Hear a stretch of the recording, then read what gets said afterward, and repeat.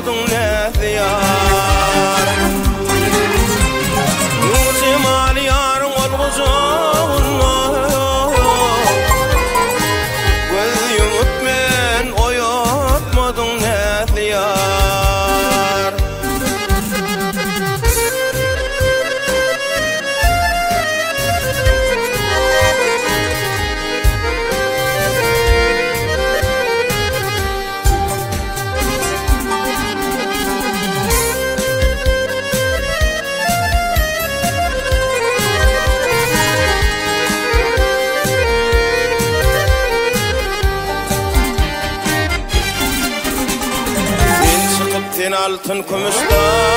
qilip Hilvat kuşun çar tarafa bakilip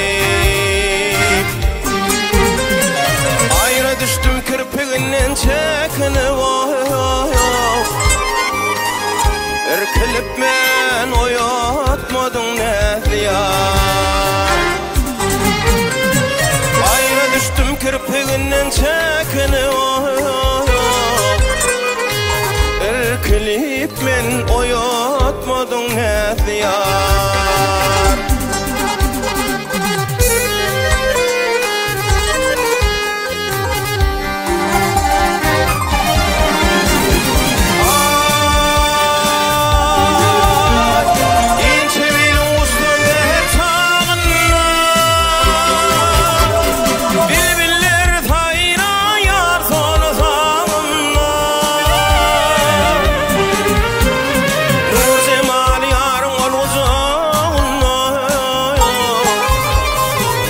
Irkilip men oyatmadım ne diyar Nur cemal yarım var uzun Irkilip men oyatmadım ne diyar Uyumup men oyatmadım ne diyar Irkilip men oyatmadım